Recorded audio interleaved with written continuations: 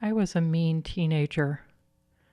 My mother used to tell about the time she suggested we walk downtown together for lunch, and I walked the whole way, a good half hour, without saying a word.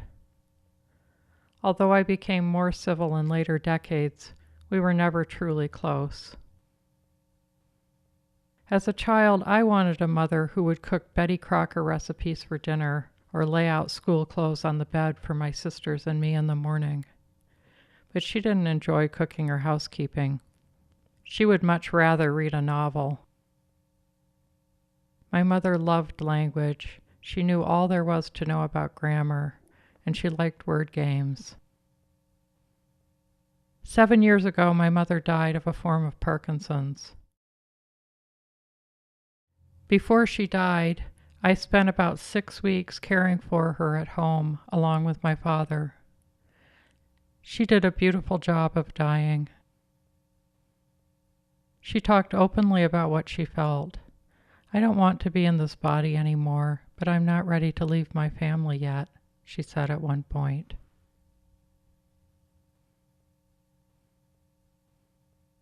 The end result. At times in her sickness, her eyes, fixed on me, became opaque, and I expected her to speak something terrible in its import. At other times, my mother was softer than she'd ever been.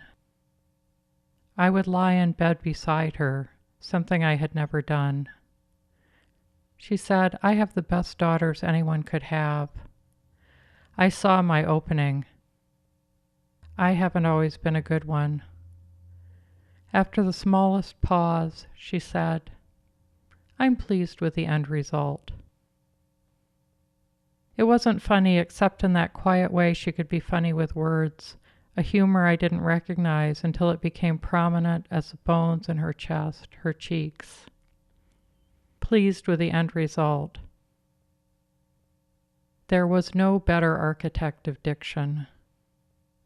She said it precisely, her language elevated enough to clear the top of my wrongs, my barely concealed contempt, my towering silences. On her flight out of the world, she knew just how to judge.